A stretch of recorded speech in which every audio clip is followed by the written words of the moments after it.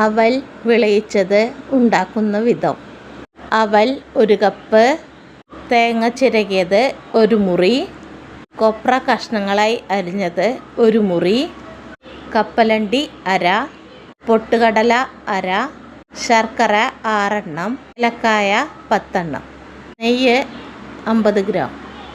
ഒരു പാനിൽ ശർക്കര ഉരുക്കി മാറ്റി വയ്ക്കുക. ഒരു ഉരുളിയിലേക്ക് നെയ്യ് ഒഴിച്ച് കൊപ്ര വറുത്ത് കോരുക. അവൽ ഇട്ട് കൊടുക്കുക.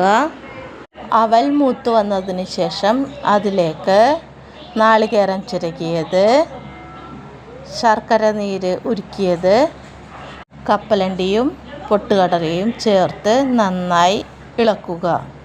ഏലക്ക പൊടിച്ചതും കൂടെ ചേർത്ത് ഇളക്കുക. അവൽ വിളയിച്ചത് തയ്യാർ.